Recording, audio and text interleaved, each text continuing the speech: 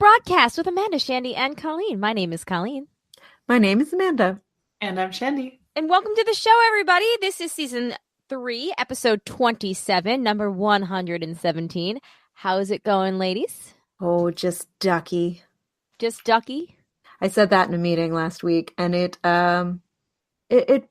lightened the mood of the room. I got some good feedback from it. So, I was trying to think of a good duck pun, and I couldn't think fast enough. I'm trying it out in other arenas to see if I get the same sort of response. Oh, fantastic. Fantastic. Quack, quack, motherfucker. Quack, quack. Oh, sorry, mother forker. Like a minute in. A minute in, and I've already ruined it. So I need to, before we get started, issue an apology for the kind of bad audio last week. Jay and I tried to fix it this week. We're starting this show like an hour later than usual, and we couldn't get it quite to sound better. So what we're going to have to do is look at it on day when we're not actually recording and we don't have a time crunch.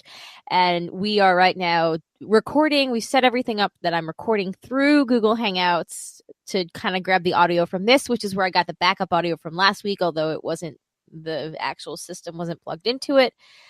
But where that comes with is I can't monitor like our levels. I have no idea how we sound right now. I couldn't do a sound test like we generally do. And yeah, so we're just going to have to roll with this, and everybody keep listening. I promise it'll be a fun show. It's a listening adventure. It's a listening adventure. Anyway, a corn maze for your ears. A corn maze for your ears. Oh my god, you're just gonna keep saying like friggin' like old lady sayings the whole show. I'm gonna love it. Yeah, I think a corn maze for your ears might be up there for title. An episode title. A corn maze for your ears. Okay, I will write that one down.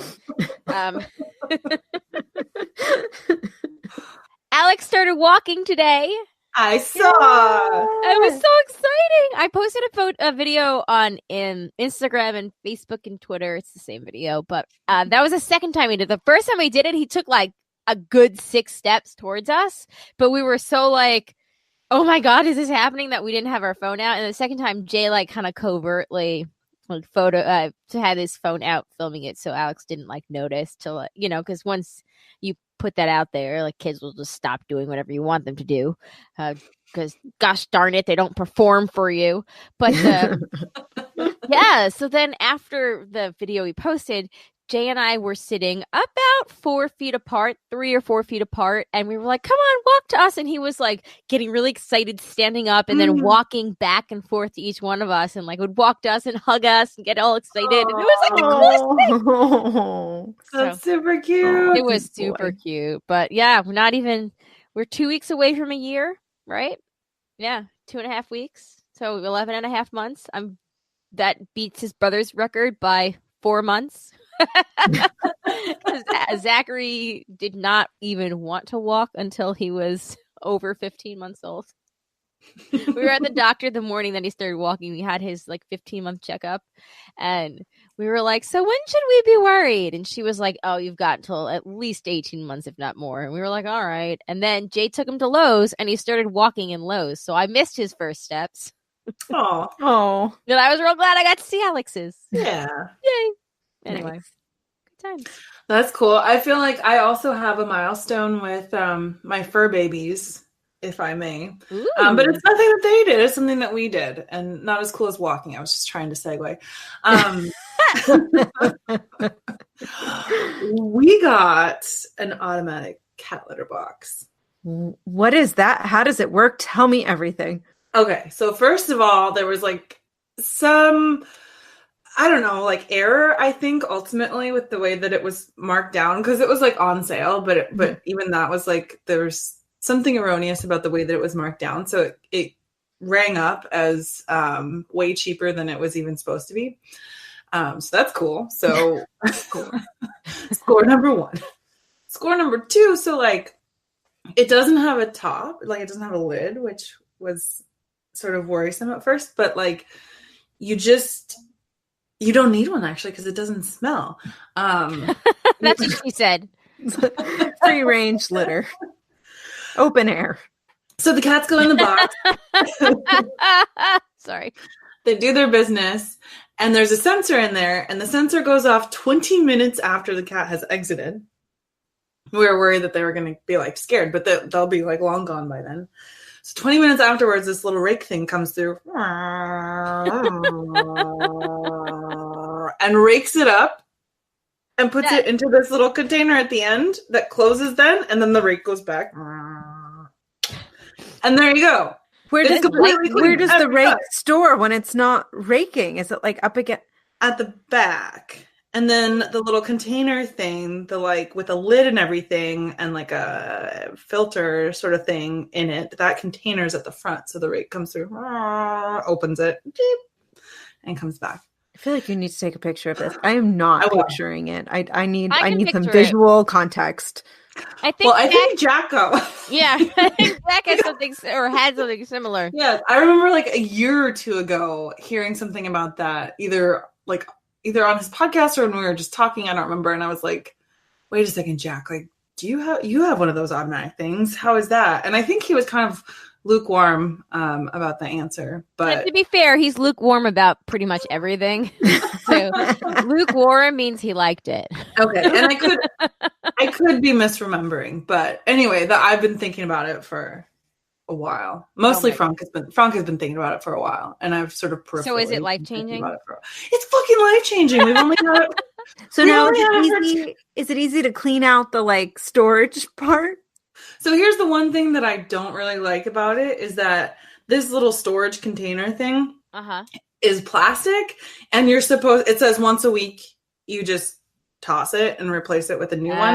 So it's like recyclable or biodegradable or exactly. So there's like a slight extra expense of having to buy this plastic thing, but mostly what I don't like is that it's just like throwing away extra plastic. Yeah. But what we're gonna monitor it and see, because I think why not? It comes with 8 of them, so we already have the 8. Why not just take the plastic thing out? It's really nice that everything is like all the, feces and whatever is already in there. So you just transfer that into the garbage, like into maybe like a paper bag and then put it in the garbage. And then just like rinse out the plastic thing and reuse it. Yeah. Like, I don't think you need to change it every time, but we'll see like how nasty it is, but it might get real gross. Right. Right. But I mean, it's cat litter that's been, or it's cat, sorry, it's right, it's coated in the litter. Exactly. So yeah, so it's, I mean, and I'm not like, I can totally rinse that out. That's fine. I'm not that. Well, in 20 minutes, theoretically most of the stuff will have clumped and dried. Yes, so yeah, it might not be so bad. I'll check back in with me next week when I don't know. Yeah. It's very exciting. It's very exciting though. It just does, like, ever since we got Gabby, it's just she is just a messy girl. She's a real dirty girl. I'm telling you. And yeah, it just hasn't been the same in terms of like the litter box situation. And I feel like this is a really good fix. Like, it doesn't smell at all. Nice. Well, yeah. Congrats. Congratulations. Yeah. Listen, I was talking to my friend Trisha earlier, and she was saying how her kids, she had a terrible week, and how her kids were just being assholes because she's got 4 kids that are 5 and under. Because she has twins. She has twins. So that's exactly like my family. Yeah. Jay and I had this discussion yesterday, actually. And I was like, I hear it gets better when you don't have to wipe their asses anymore. So this is like kind of like the equivalent of you not having to wipe your cat's asses anymore. Yeah, I don't have to physically like pick up their shit. Yeah. Yeah. Yeah. She responds with, "Oh my God," and they can take real cough medicine. Because let me tell you, the stuff they give kids doesn't really work very well. I was like, yes, and real Benadryl. Hashtag mom humor. Just a little whiskey on the gums, right? Isn't that a thing? No, brandy. I think. Well, I guess brandy or whiskey. I think it depends on your origin. Okay. Yeah. I think the Italians, we do the brandy. I don't know what. I think we did whiskey. I don't know what we did. Also, I guess maybe it doesn't matter. Maybe it was brandy. I don't know. I feel certainly didn't do any of that. As long as it's over a certain proof.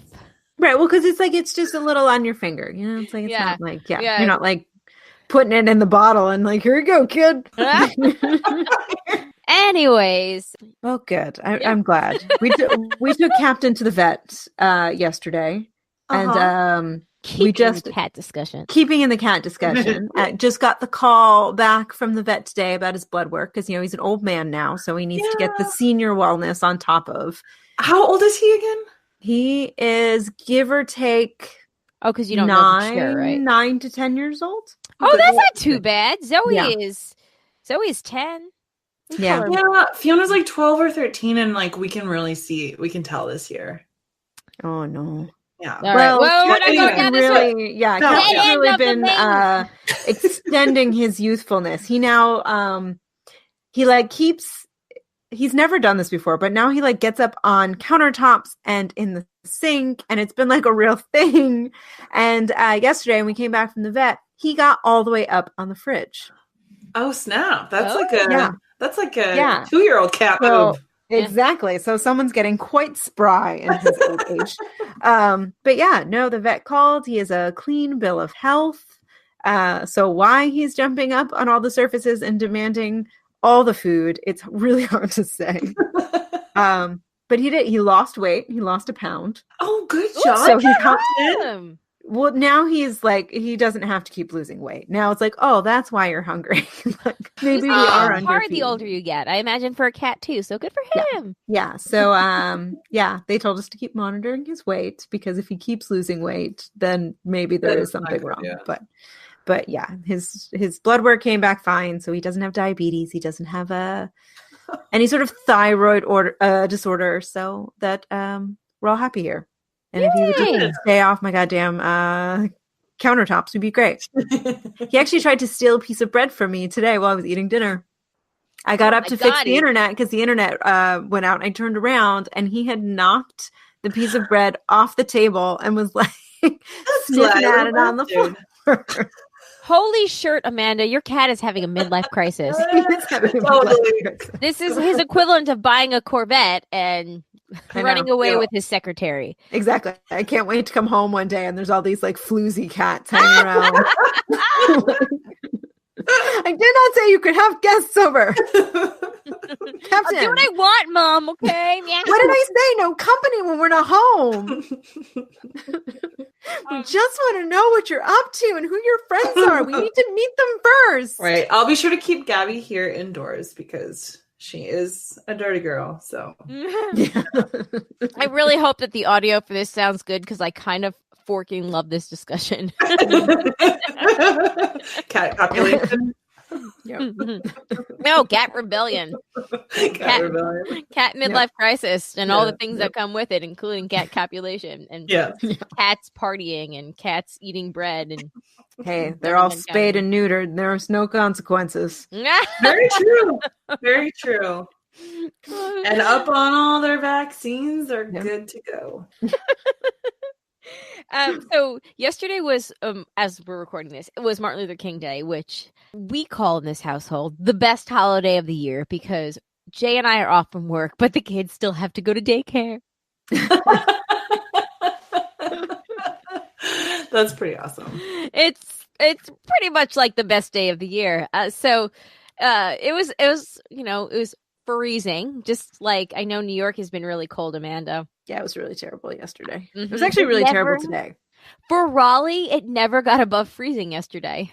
Yeah, that's pretty bad. Yeah, and we didn't even have snow, so it was really cold. So, in the morning, we were visited by Mike, who ran 2 marathons back to back. Why? Why would you do that? Because I mean, the running, not the visiting. Mike, you're wonderful. For a total of 4 in 8 days or something like that. Did I read that right? Yeah, so he did the Disney one last week, and then maybe he did another one. I don't remember. And then he did one in South Carolina on Saturday, and then one in Georgia on Sunday, because he has this thing where he wants to do a marathon in each state.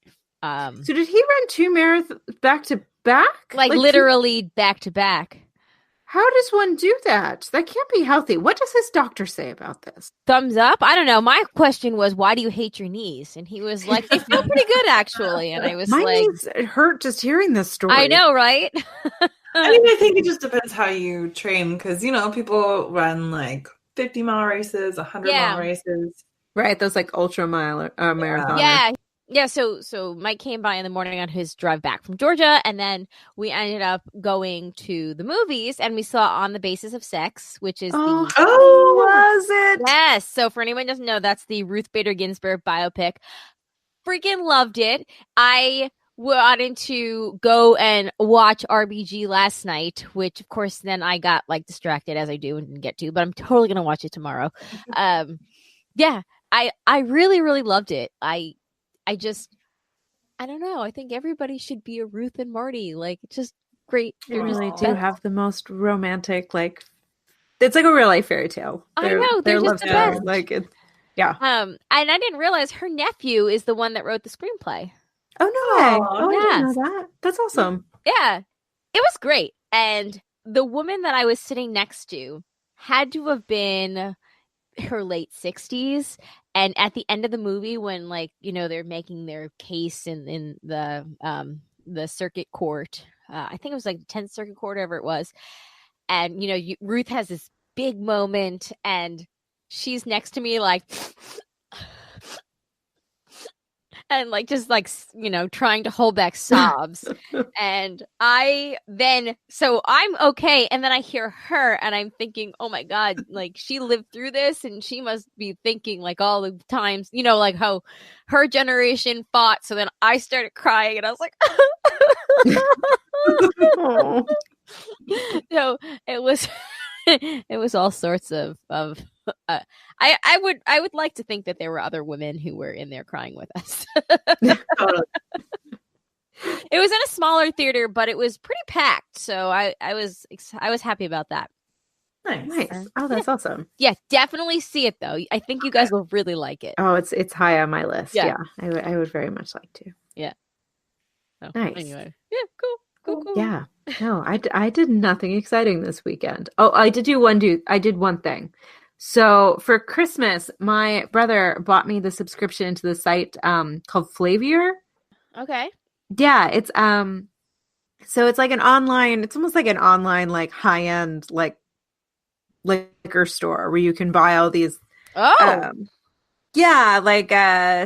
spirits mostly. Like it's not like wine or beer or anything, but it's just like really like higher end small batch spirits, and it's like a subscription thing, but like as they send you like a welcome package where you get like 3 little testers of things to try. And it was so much fun. So you get these 3 little vials and it's like a blind taste test. So like buried in the bottom of the package are like the names of all the things, but they like want to encourage you to like try them all individually first. Like it'll just be like, A is a whiskey, like B is a whiskey, C is a scotch. And that's all you have to work off of. Ooh. But it was a lot of fun. Nice. Yeah, and like you can buy like different sample packs like that. Like if you want to just like try a bunch of things, and you like can like fill up your like virtual like your virtual liquor cabinet, I think, or what they call it, what the kids are calling it. And then it'll like help make suggestions based off of what you've already tried and you like. And that's cool. So, yeah, it was a lot of fun. We got a bourbon, a rye, and a scotch in this little sample and you love thing. Rye whiskey. I do, and I really liked the bourbon too. And I definitely don't like scotch. I love scotch. really don't. Okay, like, this anytime you get it, save it for me, and I'll trade you for something. Yeah, like this one was palatable. I could get it down. It wasn't quite like a. That's what she said. Like a forest fire.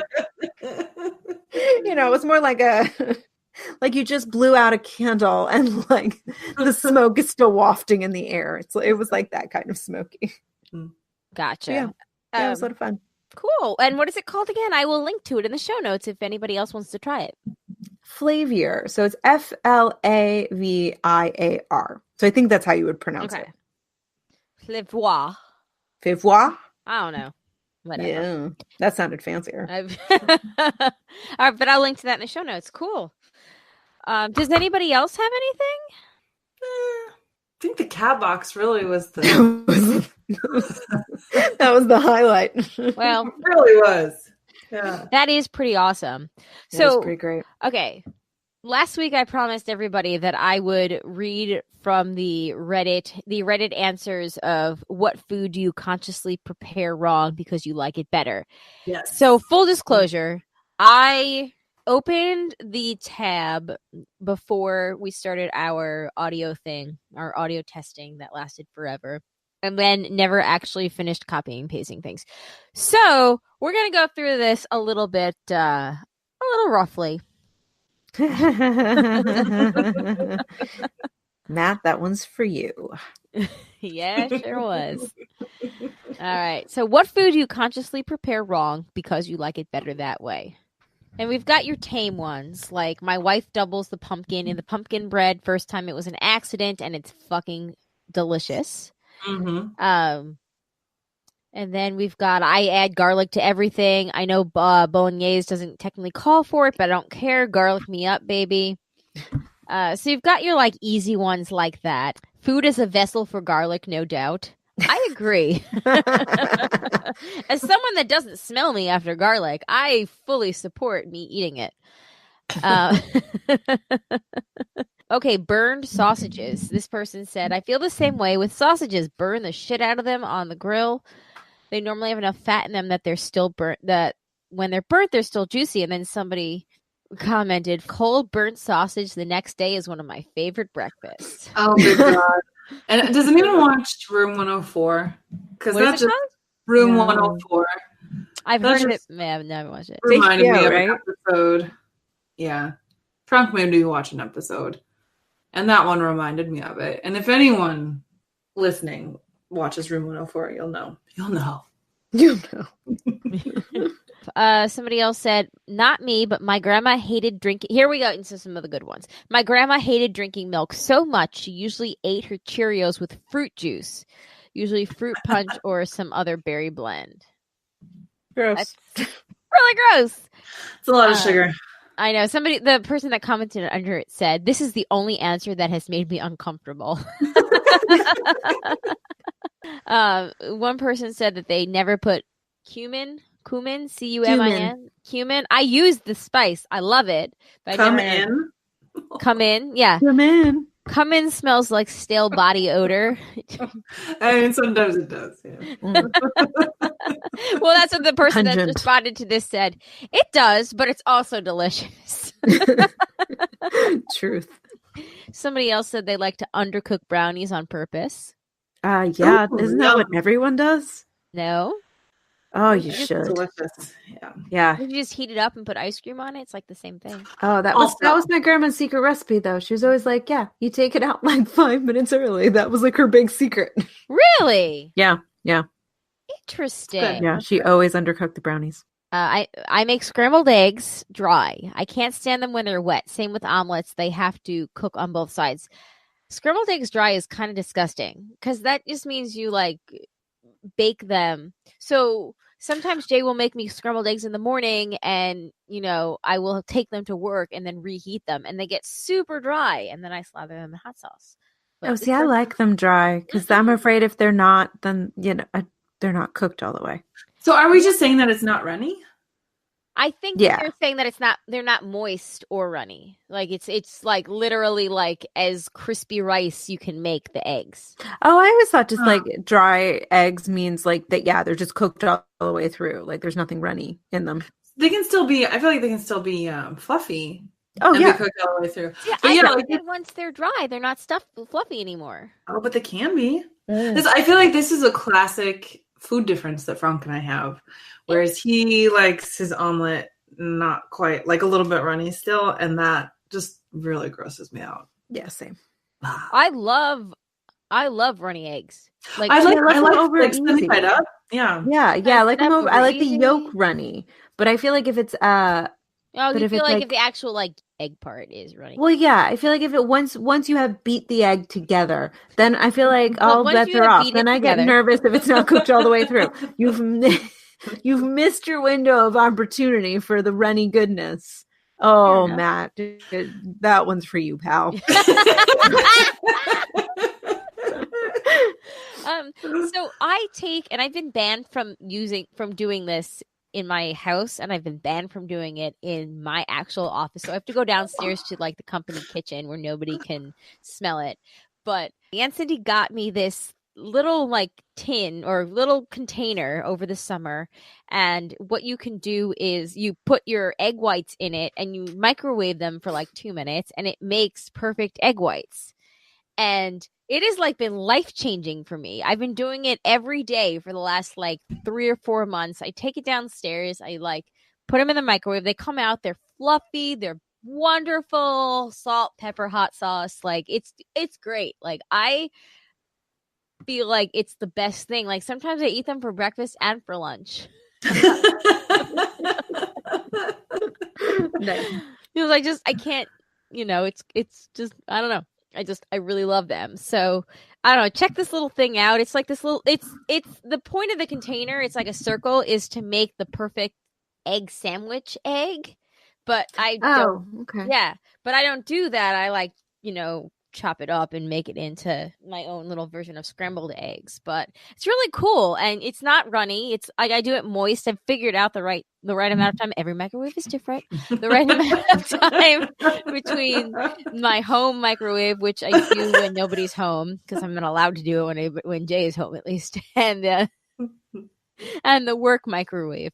But yeah, it's great. Like I'll try to find it and link to in the show notes. If you like making egg whites and you are like me where you don't eat breakfast at home, because I don't eat breakfast for at least an hour or so after I wake up. I'm just not hungry. Oh no, I had breakfast right away. I can't.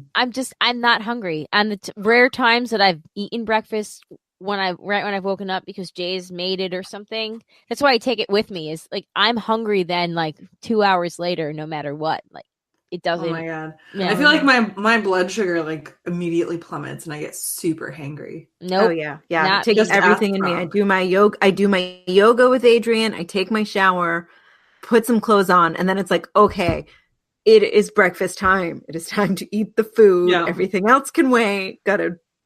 Yeah, and it's like sit down, like real proper breakfast.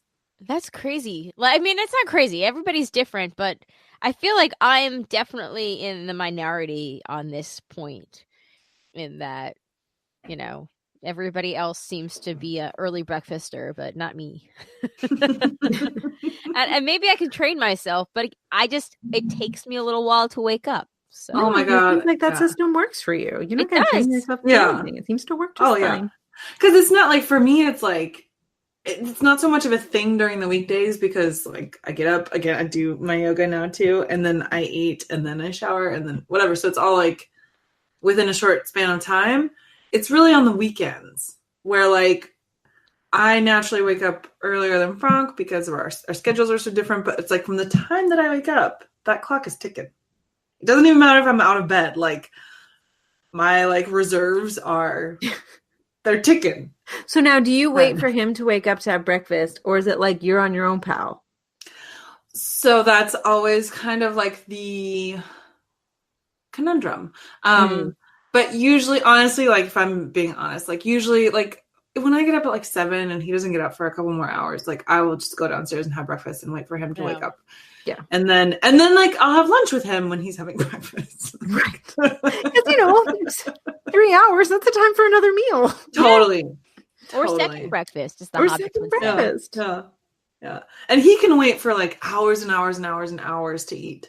So like I don't understand those people. I do not get it. Yeah. I need my meals. Is Frank high strong like me? I would say I'm wondering if our body chemistry is. I'm more high strung than it. I mean, what? He's French. What does he have to be high strung about? Hey, he's half American now, okay? So that's true. He's half American. That is right. Yeah. I think it maybe depends on the definition of high strung and Whoa, robot Shandy! Robot! Oh, good. I was afraid it was my internet. Woo! No. Say that again. It depends on the definition of high strung. Depends on the definition of high strung and the particular thing. Gotcha. Cool. All right.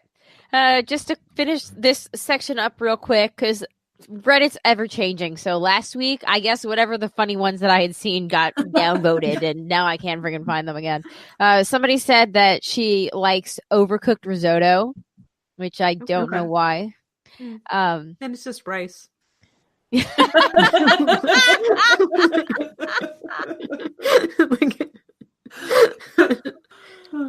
like minute rice. It's like the boxed rice. I feel like that would be the consistency of overcooked risotto. Fair enough. Like I think rice you might be right. Yeah. Somebody else said, I like my chicken wings baked long until they're so dry they're crispy. That sounds really gross to me. This other person burns bacon on purpose. I like crispy bacon. Yeah, I feel like that's a common one. Yeah. That's actually a debate that I saw somebody's Facebook post recently, that whether you like bacon with like juicy with the fat on it or you like it crispy. Because I like it crispy, but Zachary likes it like juicy with the fat. And I'm like, who are you? I like both. I mean, I'll eat it like both all the ways. There you go, man. I'll eat the bacon both ways after I bring it home.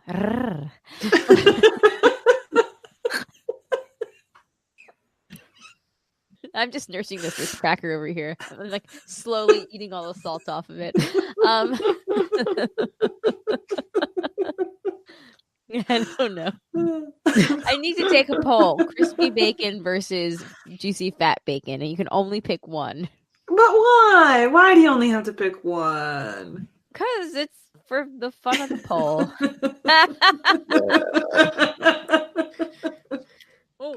Oh. Why does life have to be an either or?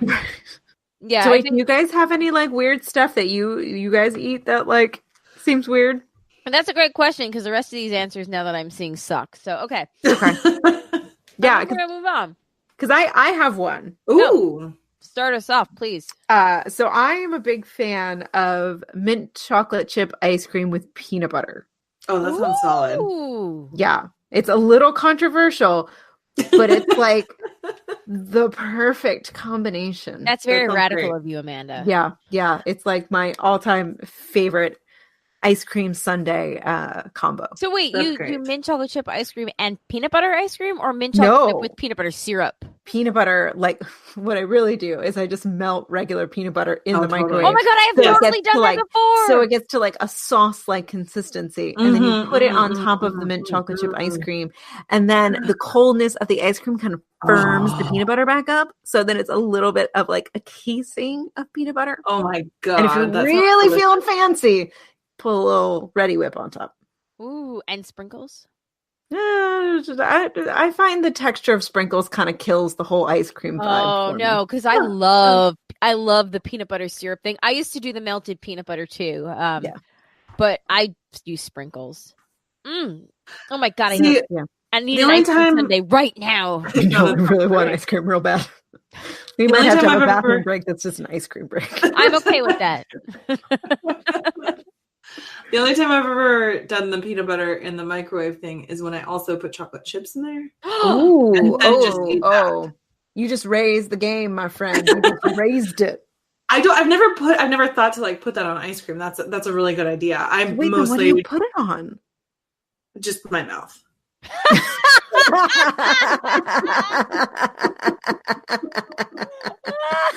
Oh, good an answer as any.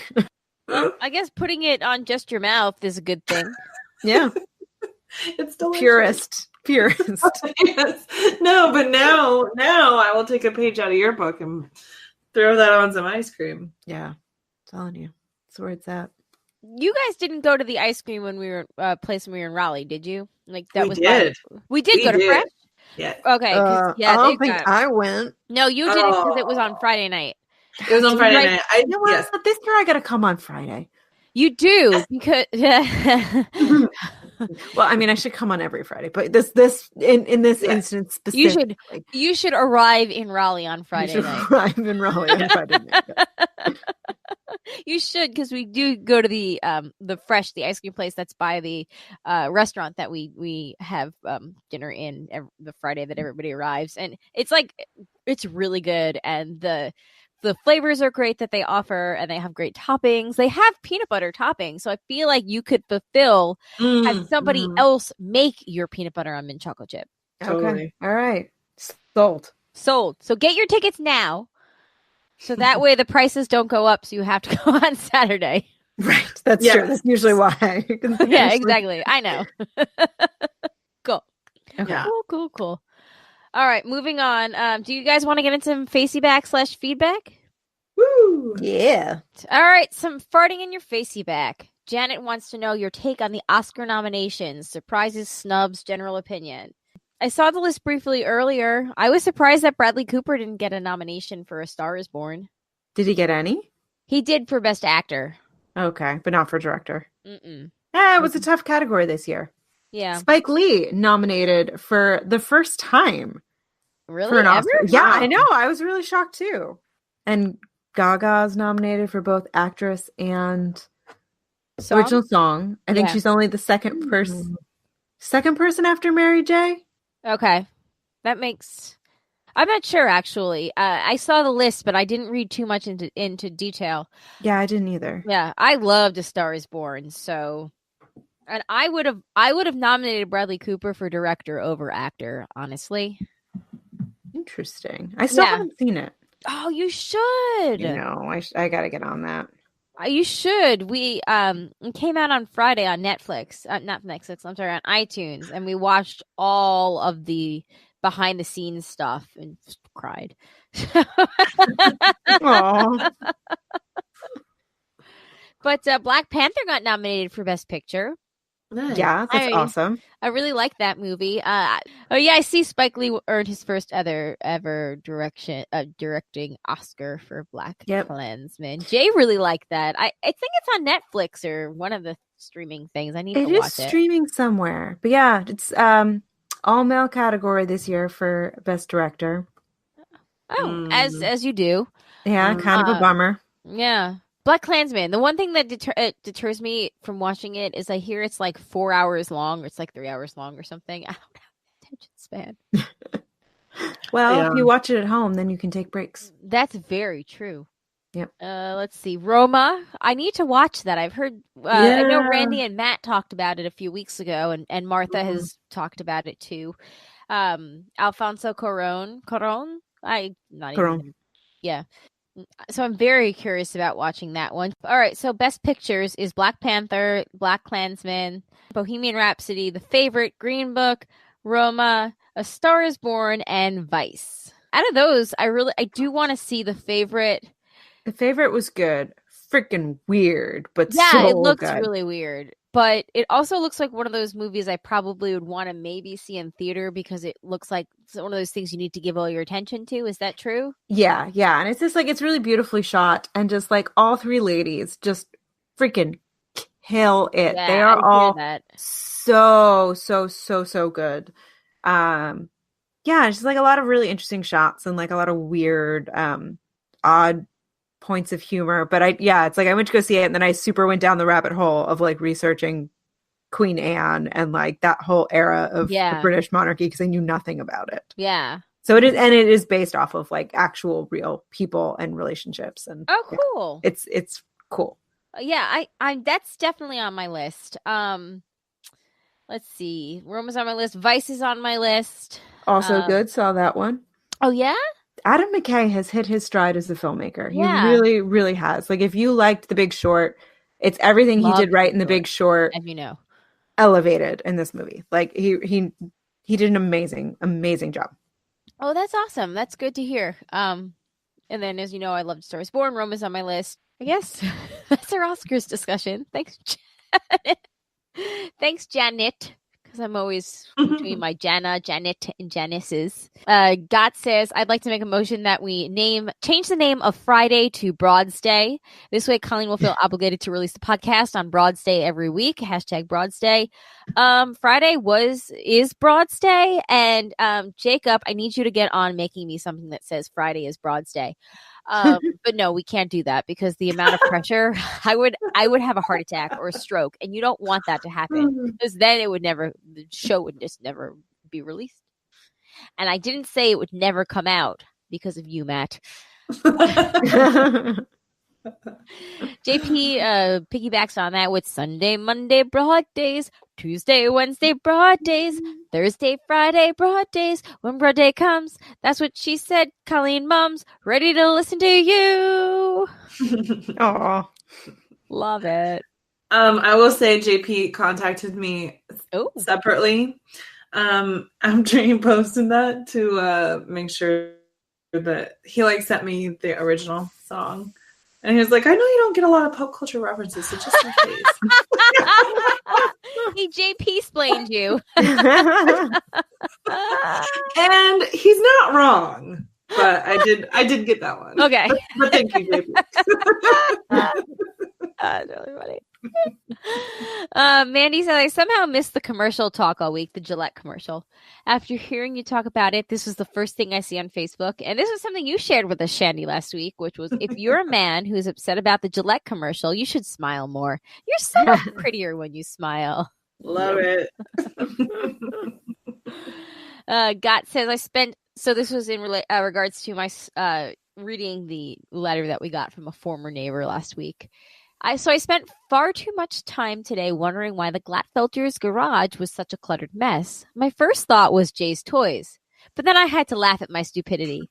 Obviously, Jay would never allow his toys to be in a garage. That's true. He actually had a storage unit for that. Then it hit me.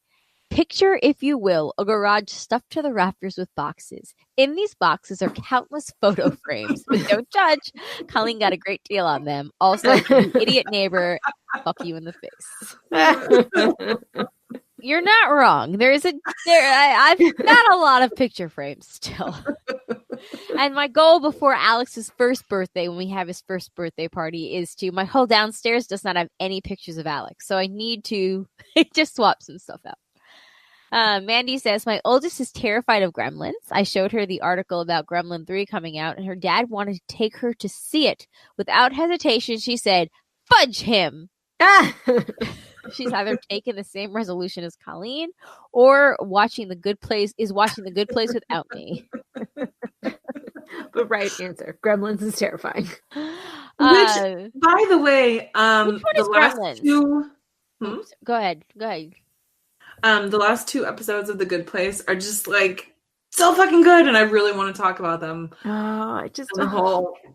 When is the next season gonna be on Netflix? It's just so smart. It's just so smart. I just want to know where they're gonna take it next, because I've only seen up to the end of season 2, and it's my god! I love when I can't picture where the story is going. Yeah, totally. It's like it always surprises me. Yeah. But seriously, the last two episodes that came out in the last couple of weeks. Oh my god! It's so good, so fucking good, so smart. I love it. I love it. It's so good. Oh, and gremlins are Colleen, to answer your question, gremlins are terrifying creatures from, I believe it's the 80s that movie came out. Maybe it was the early 90s. Ones that multiply?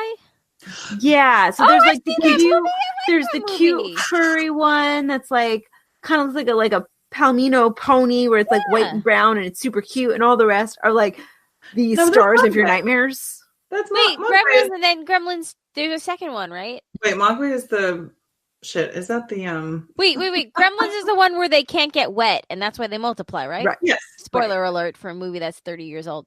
I was gonna say, are we seriously explaining Gremlins to Colleen? I feel like so knowledgeable, and then I thought the guy's name was not the guy, but the Mowgli. That's the Jungle Book. Okay, and I said Mogwai, so it's neither. What is I don't know. What is his name? I think you're right, though. I know this. Are you talking about the gremlin itself, or? No, but it's not a gremlin. It's the cute one is Oh, the cute one. Mogwai. Yes. Woo! Take that, Gizmo. I know some. I'm so proud of you. Yes, it's Gizmo. Okay, it's Gizmo, but he is a Mogwai. Okay, let's see. So he's not a gremlin? No, he's not a gremlin. That's good. I never really understood why he was cute and all the rest were so absolutely terrifying. Yeah, well, you have to follow the directions and make sure not to, feed him after midnight. Yes, it came out in 1984. I actually rewatched. 35 years old this year. Yeah, like us. Oof. Yes, yeah. I saw Gremlins as a kid, and it was fucking terrifying. And then we watched it last Christmas, actually, because it's like, a Christmas movie. And we were very underwhelmed. Okay, that's really funny because Jay and I also watched this last year, and it was like part of the I'm watching Goonies for the first time, Gremlins, and I really liked it. But I'd never seen it as a kid. As a kid, it was terrifying. Oh, so scary. Okay. I have a call to put out there to the listeners because somebody out there is going to know, maybe you guys. So when I was younger, I accidentally saw a movie on cable that was similar to like the Gremlins thing, where maybe it was one of the Gremlins movie where like the creatures multiply, but only from what I remember, because I think I was in like 3rd or 4th grade, 5th grade, only the one like protagonist kid could like see them, and there was a scene at a dinner table where they had poisoned the food in order to, and like time kept freezing or something, and in order to keep his family from eating it, the kid like peed on the food or something, or that was my like 8-year-old understanding. I have been searching to find out what this movie was for 25 years now at this point, whatever it's been. 25, 27 years. If anybody knows what I'm talking about, it would have been pre-94 or 5 or something like that. I have never figured out what this movie was, but it like had such an impact on me as a child that like time froze, and like I don't know. I feel like a scene at the dinner table where maybe the kid pissed on the food to like keep his family from eating it is probably enough of an identifier for if anybody knows what this is. Yeah. No, I have no idea what that is. Okay. And I could be wrong. Because again, my 9-year-old self or 8-year-old self, whatever it was, assumed that this kid like peed on the food. Maybe he didn't. I've been Googling the wrong thing all these years, but perhaps. The only 90s thing that I can think of where time freezes is Saved by the Bell, when Zach needs to talk to the audience. I know. Time out. All right. Anyway, sorry. Moving on. Will responded to us saying how much we loved him, saying, "Oh, I've been meaning to call in. I'm still getting caught up on the podcast." And Matt says, "You know, Will, you don't have to only call in post-coitus." And then Brian said, "Me reacting to Colleen cleaning up her language," and it was the meme of George Michael doing the like Charlie Brown sad sack. And then he said that there's an interesting video. Brian continued, "There's an interesting video. This is an interesting video I saw a friend present in a training about implicit bias in jurors. I will also link to this in the show notes, but you can see this video at facebook.com/group/JandJackGroups where Brian posted it. And actually last week, Jay had jury duty, and it was cool kind of hearing about his experience, which I'll let him tell at a later date. But, just hearing about the case and then the people that thought it was guilty versus innocent, and the way jurors were struck, how he thought there were some people that he would have struck but were kept instead, like in his opinion. Just he had a really great experience. Dennis said, "Have to wonder if the continual referral to the patron elite as, quote, Ed the creepy mailman is intentional or simply a slip of your inherent bias against the male race. Sad. Ed is a creepy letter carrier, as are all his male, female, and transgendered co-workers.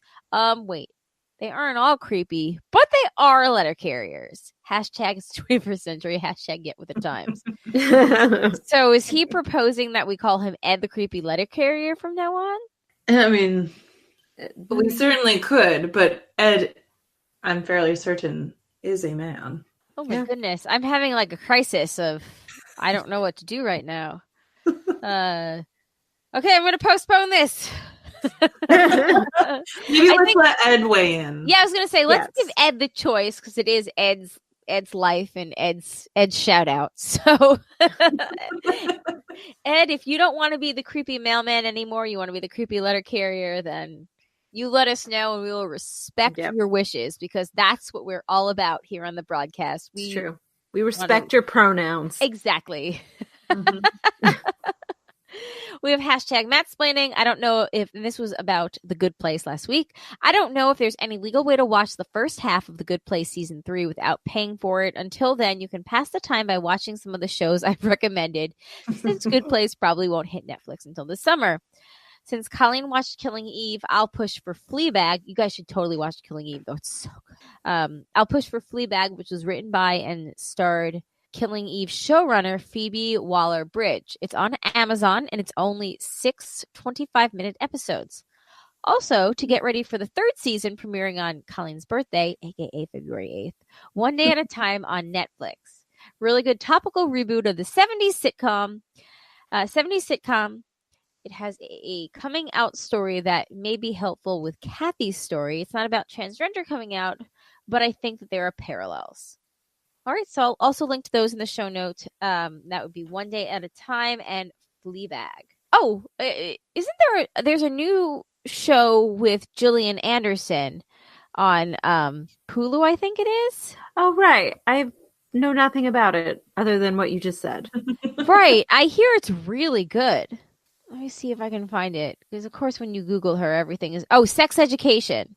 Oh, I saw the preview for that, and I saw it like in Hulu. No, that looks really good. I've been meaning to watch that. Yeah, I've heard really good things about it. So I will put that on my list. But I'm going to do Good Place, and I've got Jay all in on it with me, which is good because then we hold each other accountable to watching things. Nice. Oh, yes, Sex Education is on Netflix. And finally, we have That's What She Said. All right. That's what she said. They don't get it back up and running again until Monday at 4:30. This could potentially be problematic that it's still up. It could be. It could be. I don't think you need to keep it cleaner on here. It's like $2 a unit. I need something for the tip. Because, nobody else was in there. I tried to stay away from it. And then I saw some of the pictures and was like, oh my God. I don't know, but I think you're a natural. Thanks. I was very nervous. What were we actually nervous about? I don't know. I have no idea. It'll come back to me. I'll shout it out whenever I think about it. And then we can have a free-for-all. That is all for Matt. Oh my God. That was a fast 3 minutes. You would like to be number 6. A second one. Thank you as always, Matt. So we have a couple of emails. We've got haikus. We have an Andy update. And we've got several voicemails from Des. So I think we're going to kick this segment off with a voicemail from Astrid. Hey, man. And Shandy, this is Des. And Astrid. You forgot Colleen again. Colleen. Yes. Can you say, Mayday, bitches? Mayday, bitches. One more time. Mayday, bitches. Good job.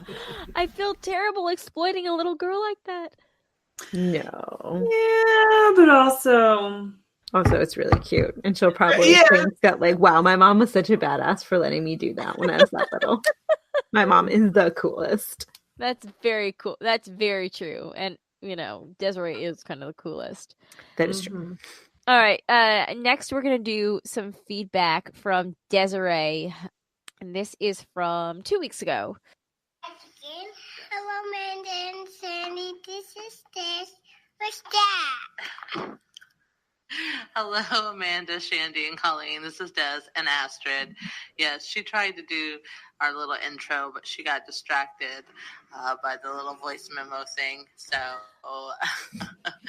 anyways, we're just calling to say that I listened to The Dream based on your recommendation and Mike's recommendation.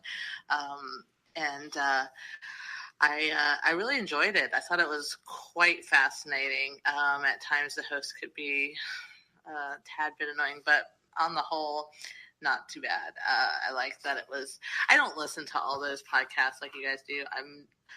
Most every podcast I listen to is one that is done by friends. So it's rare that I listen to other podcasts from people I don't know. I don't listen to all the true crime ones or whatever, so it's not really my thing.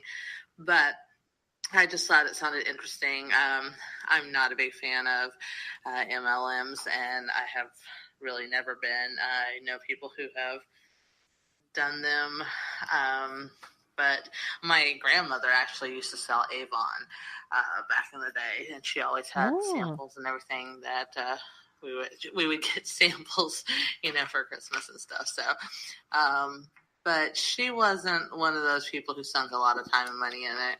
She just, here's the catalogs to her friends, and they'd order stuff, and that was it. So,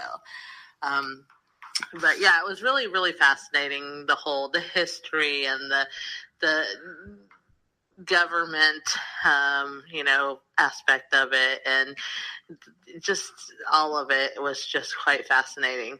The whole subject, because I've never really thought that much into it. Definitely haven't done much research into it.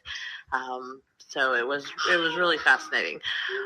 But the only complaint I have about the podcast is that as the episodes went on, the ads became more and more obtrusive and ridiculous. Started out with an ad at the end of it, and by the end of it, you had 2 ads at the beginning, 2 ads in the middle, and I think you had even some ads at the end, and it was just like insane amount of time that they spent on ads. But yeah, I guess you gotta make your money somewhere.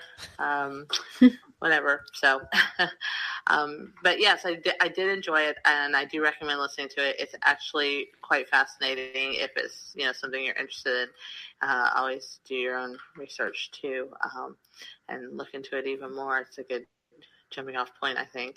I recommended it for my husband, so hopefully he'll listen to it too, so we can talk about it. Anyways, I don't think I have anything else to talk about. Nope, nothing. Esther, do you have anything to talk about? Yes. What do you have to talk about? Colleen. Colleen? Oh. What about Colleen? Uh-huh. What about Colleen? What those? What those? That's the voice memo thing. Shows you that you're talking. Are you talking?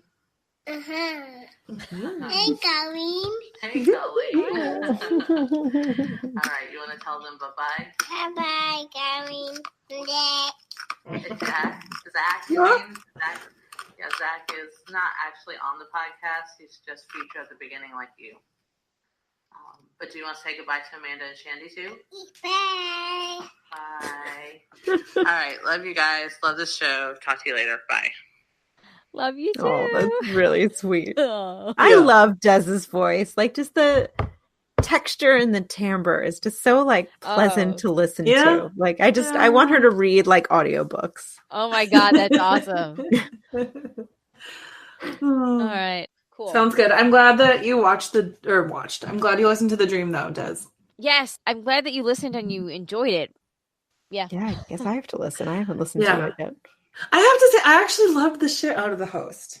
It's Jane Marie. It's a very interesting listen. And, Jay kind of felt the same as Des, where he went back and forth on her. But that's because Jay has just finally really gotten into listening to podcasts more so. I know that sounds funny, but he's kind of branched out. And he's been all into all of the NPR ones, This American Life and more. So that's what I do. I do mostly NPR. Yeah. So I really enjoyed that she is a little bit more forthcoming with her own opinion, and there was work there.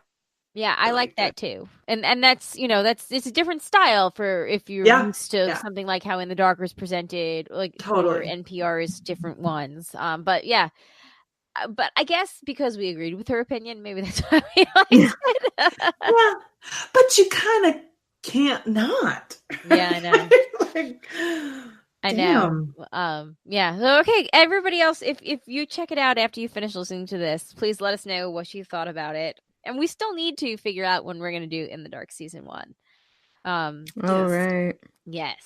So we have one more voicemail from Desiree, but I think we're going to save that for the end.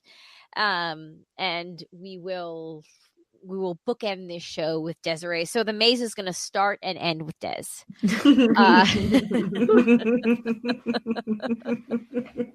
I can't think of any better way. Perfect. Anyway, okay. Haikus! Haikus!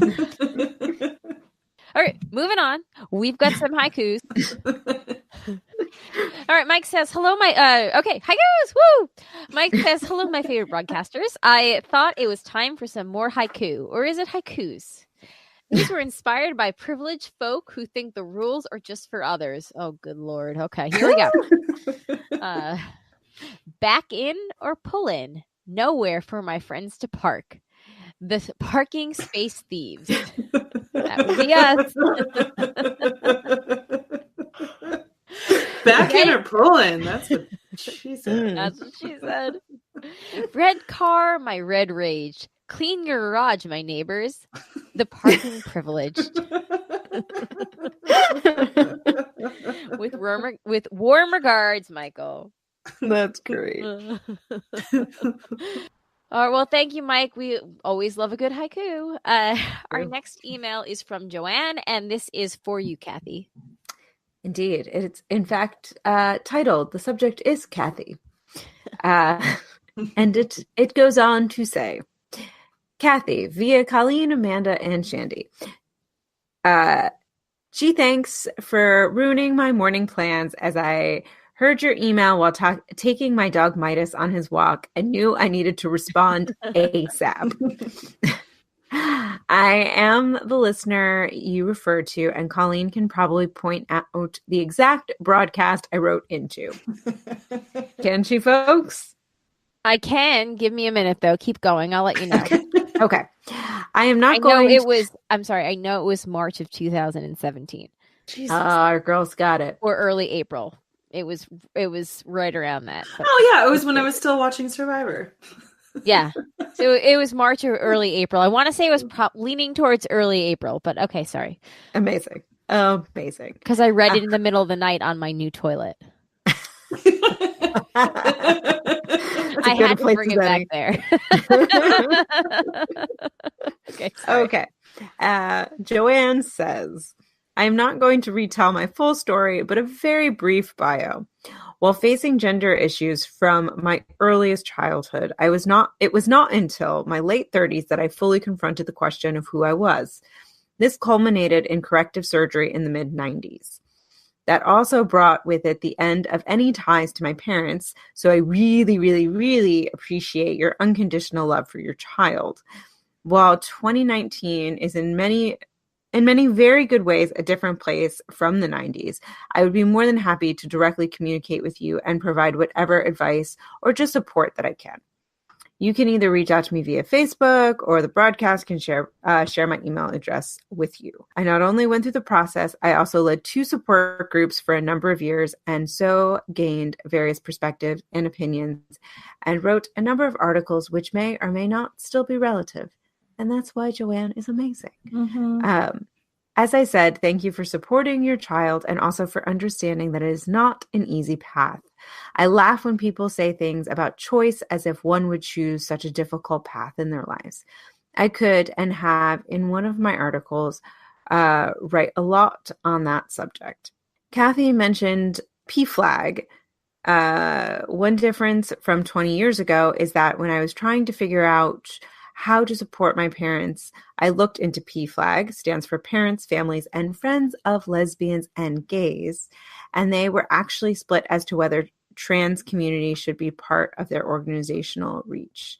In looking at their current website, it clearly is no longer an issue. In my case, it did not matter, as despite several attempts, including my soliciting support from their pastor, my parents had no interest in seeking support for themselves or providing support for me. FYI, neither did my siblings, although at least there has been better contact in recent years. Oh, well. I did not generally share stories, either here or even with friends, although this one I have shared with a few people related to post-trans life. After surgery, I really cannot think of myself as trans so much as post-trans. This is a debate that I am sure still goes on in the trans community. But since you opened the door, let me share a recent event. After surgery, I had to find an OBGYN. That was a nerve-wracking experience, but I did find a very supportive doctor who was then my doctor since 1996. Oh, wow. Yeah, that's well, when you find a good lady doctor, that's true. That's very true. You gotta stick with it. But this year, unfortunately, I was told she was having medical issues and I was faced with changing doctors. I was asked if I preferred a male or female. That was easy, definitely female. I know that makes me a little sexist, but in the rewording of an infamous Avenue Q song, we all are a little bit sexist. I'd say, Joanne, that doesn't make you sexist at all. I agree. Well, if it's something like a medical thing, like it's what you're comfortable with. It is, I think. Well, right. And add to that, just like the history of men, being violent with women. Right. And it's a whole other yes, that's layer not there. Like you're saying men can't do the job or that other people couldn't have a male doctor if they so enough. chose. You are saying what is best for you. And there is never anything wrong with advocating for yourself and what you feel comfortable with. Exactly. Mm-hmm. Anyway, I've lost the thread. Hold on. Let me get it back. Everyone's a little bit sexist. Okay, got it. So I go for my annual checkup. The doctor walks in, perhaps looks a little quizzically at me, looks at her laptop and asks, "Do you have a uterus?" WTF. What a strange question. Followed by something about whether I had testicles. Okay, I'm really confused and a bit concerned at this point. So I answer no to both questions and the exam proceeds. At the end, I ask, "So am I your first post-op trans person?" And she then explained that no, I was not. But when they moved their records to a new system, old notes and information were not fully captured. So she was not aware of my situation when she came into the exam room. Turns out she was very aware of trans and post-op situations. And we had a nice chat. And I even asked some questions I should have asked my previous doctor. So in the end, I was quite at ease and know that I have found a new doctor with whom I can feel comfortable. Phew. Much more I can share both privately through Facebook, although I prefer to do so through the patron Facebook groups. So you would need to be a patron, but everyone listening should be one. Or via the broadcast with feedback from Kathy or anyone interested or needing to discuss further. Joanne. Aw, girl. I know. Thank you so much, Joanne. Great. So the original email that Joanne wrote us was called A Survivor's Tale. She sent it in April 12th, 2017, and it appeared on the show that was episode 1.39, and that was almost Cougar. So it was our penultimate episode before our Cougar party, and it came out on April 24th, 2017. And I respect and admire and look up to Joanne even more now than I did then.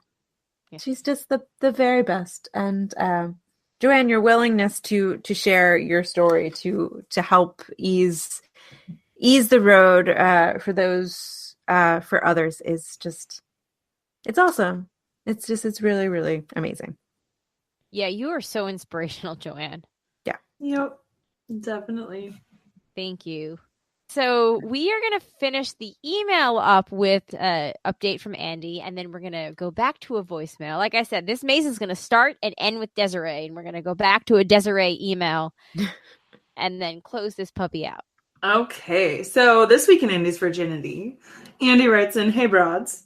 Nothing to report this week, but I wanted to say thanks for the feedback last week. While I don't do it as often as I used to, I can be very hard on myself.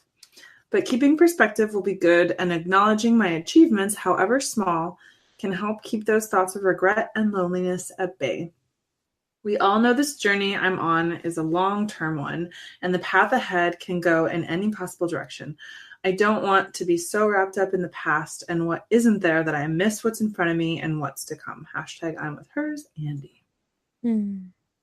As always, definitely. Andy, great perspective. Yeah. Totally.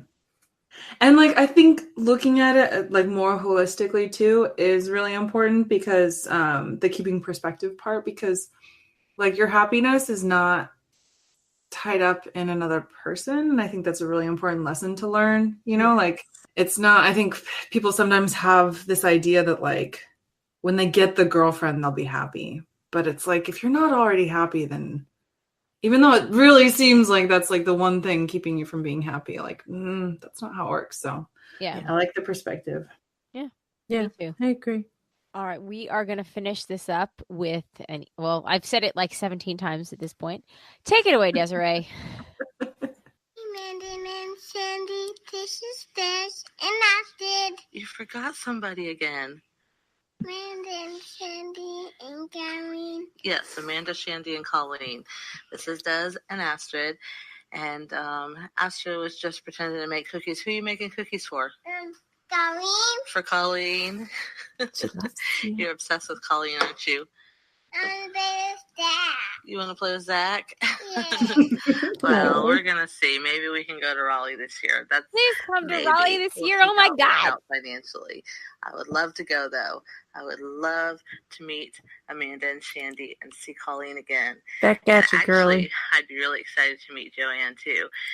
And I think Astrid would be really excited to meet Joanne because she works for NASA. And Astrid is obsessed with all things space and astronauts and just everything. So Astrid would love to talk to Joanne. Anyways, I was calling to, well, first of all, I just want to let you know, last week I sent in another recording of Astrid saying, Mayday bitches, you know. So this morning we're at Target, we're walking on Target, and she just starts yelling, Mayday bitches, Mayday bitches. So, she's got a bit of a potty mouth. I don't know where the fuck she gets that from. My husband keeps saying it's me, but I don't know. He's full of shit. So she's constantly saying the F word. But I'm really proud of her because at 2.5, she knows the proper use of the word fucking. This morning, he opened the fridge to get out some milk, and she's like, get the fucking milk. Get the fucking milk. So, yeah, it's, I just have to really work on not saying that in public because he gets upset. He thinks people are going to get all upset. You know, I don't fucking care. Whatever. It's just a fucking word.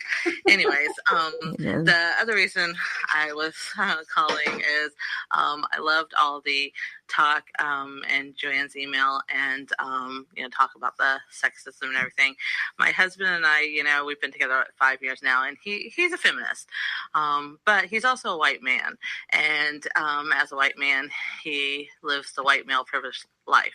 So we have discussions all the time about things he doesn't think about when it comes to how a woman's life is. And, you know, he is really open to, you know, listening and, that's all we learning and everything. And like when he worked at a diesel repair shop, they repaired trucks. They hired another woman in the office, a woman to do the same job that he was doing. There were two of them, and he was getting a little annoyed because the men calling up didn't want to talk to her because she was a woman. You know, she doesn't know anything about working on diesel. Well, you know, she knew just as much as he did because that was her friggin' job. So, yeah, he would get upset about that. But it's funny because I would tell him, you know, about, you know, things that you say, you know, that are sexist, but you just don't really think about it. Like, you know, when people say, you know, hit like a girl and, you know, shit like that. And the other day I was calling somebody pussy, and he's like, you shouldn't say that either. He said, that's demeaning towards women too, because, you know, you're basically saying, you know, a pussy, a woman, you know. And so I was like, ooh, schooled. Now the student has become the teacher. So I was really proud of him. But he's right. Yeah, I shouldn't say pussy. And I was like, well, maybe I should say wussy. He's like, no, that's just a variation on pussy. So you shouldn't say that either. True. So, you can say that. Astrid says she can say that. Of course she will, because she got a potty mouth. Anyways, the discussion's great. And, you know, I think you guys do a really good job of discussing this often, as well it should be discussed. And just, you know, the guys on the Ramblecast live in that white male privileged life. They just don't have the same life experiences, and can, you know, realize that it's such a problem and what it's like. So we have to, I guess, keep reminding them every so often, so they will have this discussion. So maybe they'll, grow a little more as an ally to women. So thanks for everything you guys do. You guys are the best. Love you guys. I hope we can see you in Raleigh this year. Talk to you guys later. Bye. Bye. Oh my God, I would love it if we could see Des in Raleigh. Oh, that'd be great. I miss Des in Raleigh. Des in Raleigh is fun. I am certain. Yeah. Anyway, what she had to say. Substance, go. Loved it. Loved the shade. Yeah. Snap. Yeah. Hey, Des is the truth teller. Yep. Des is the truth teller. Des, if you ever became a $50 patron, we would call you Truth Teller Des.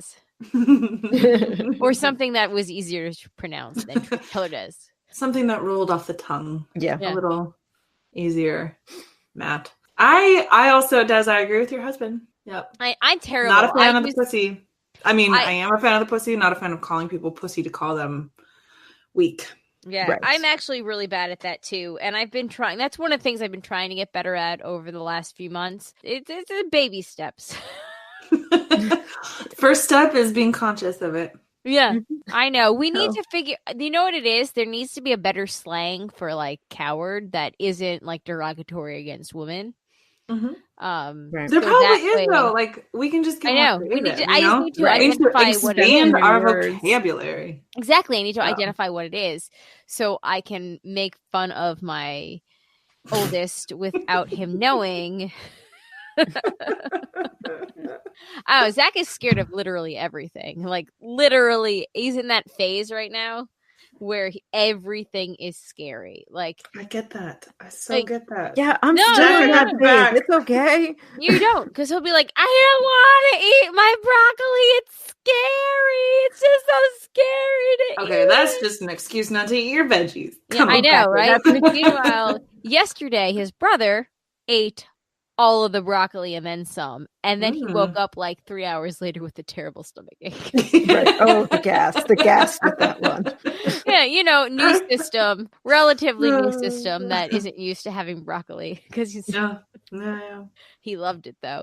He literally ate. Alex ate all of Zach's broccoli and then the broccoli that was on his plate too, and they were like the itty bitty little things. But yeah, Zach was like, "It's scary, I can't eat it," and I was just like, oh my God. Anyway, I feel like I've lost the point. Desiree, come to Raleigh. That's my point. Also, It is getting hot in here. I got to go stand in the shade. All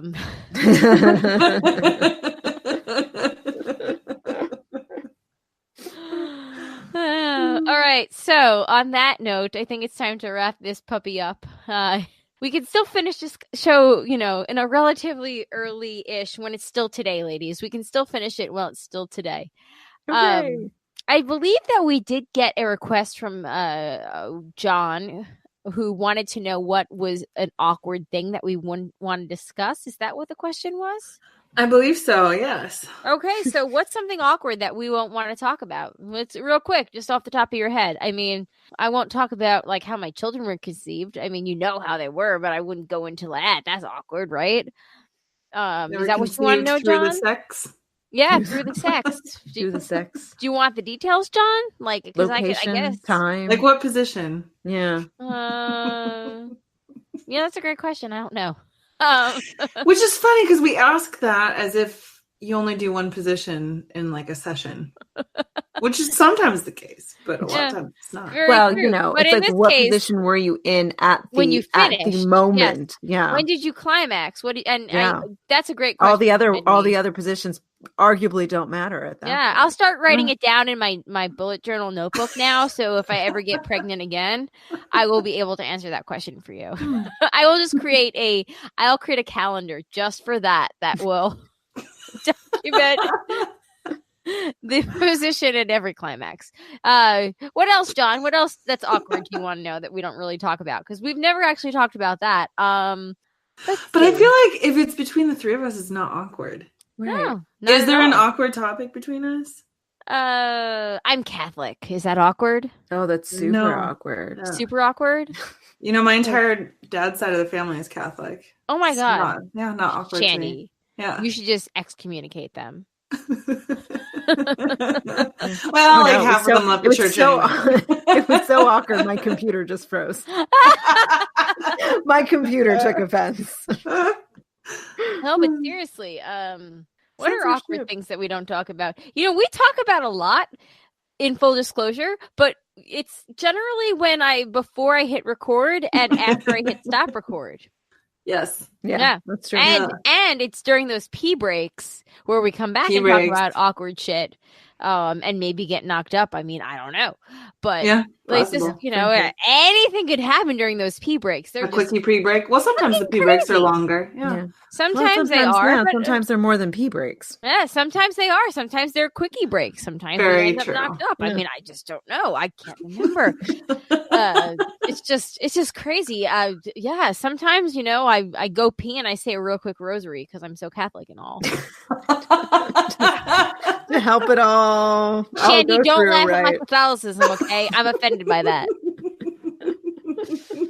Sometimes I'm like, Hail Mary, full of grace, please help me get through the rest of this show sober. Amen. I would say, though, really when we mostly talk about awkward things is probably in our broadcasters chat. Yes. Yeah, that's true. Yeah, we sure do. Or sometimes people email us in and we're like, can you believe this? Okay. That's only when people post random things on the wrong Facebook group. Oh,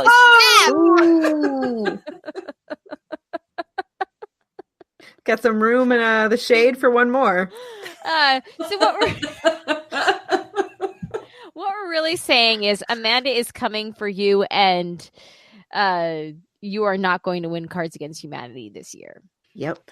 Yeah. 2 years running. 2 years running. Reigning champ. Yeah. We got an all girls winners here. That's true. Yeah.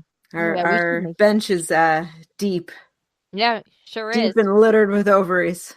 Littered with ovaries. And nobody is on their knees in the bench. No. We all sit at equal level. Equal heights. Yep. And somebody short like Amanda, we gave her a phone book to sit on. So she was like Elena.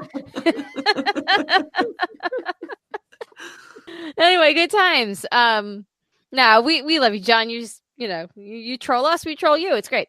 All right. Anybody else have anything awkward to confess before we wrap this up? Great. Killed the conversation. Just as awkward as we were hoping for. Yeah, there's a certain kind of video that I watch on YouTube regularly that I've never talked about on this podcast or with you. So, John, maybe next time I'll let you know what it is. Fantastic. Mm-hmm. All right. On that note, guys, thank you so much for listening. Thank you to our patrons who support us, and we very much appreciate it. If you'd like to become a patron, you can do so at patreon.com/jandjack. You can go to jandjack.com and click on the Become a Patrons link. If you do support us at the $5 or more level, you will get into the exclusive Facebook group, and that's where you'll get access to things like the Patron's Choice every month, and so on and so on with the levels. Check them out. We would be very grateful for your support. If not, we're just really grateful for your listenership, and we're grateful if you could shop through our Amazon affiliates link, which is jandjack.com/Amazon. That's a lowercase everything, or it won't redirect correctly. But we do appreciate that as well. Thank you guys for listening. And we on the broadcast appreciate if you tell your friends to listen to us. The way we're telling you to listen to The Dream, tell your friends to listen to us. We would really appreciate that. And if all else fails, it's super free to give an iTunes review. So go give us one of those. But yeah, next week, we're actually going to be recording a crossover podcast with the Real Weird Sisters. So we'll be recording that on January 29th. Please get your feedback in for that. Last February, we released, it was called I'm With Her's a Kiss, the Real Weird crossover. It was after February 9th. It was because I remember it was after that we released it after that Alex was born. I don't remember the exact date, and you know what? I'm not going to go look it up now. But it was in the second half of February. If you want to re-listen to that, or just go listen to that, and then send us in some feedback. We would love that as well. You can do that at thebroadcasters3@gmail.com or 331-276-2373. Your feedback and emails does not have to be Harry Potter related. If you want to put the Real Weird Sisters up to the broadcast challenge with some of your awesome feedback and questions that you generally do, I'm sure they would love that too. So anything you got, just, Expelliarmus that at us or whatever. And I think that's all that I've got. Does anybody else have anything? Am I forgetting something? Anything else to make this awkward that we want to share? All right. Well. Just maybe like a long pause. An awkward long pause. Okay, everybody. Awkward pause. All right. Well, on that note, my name is Colleen. My name is Amanda. And I'm Shandy. And peace out, everybody. Thanks. See you later. Bye.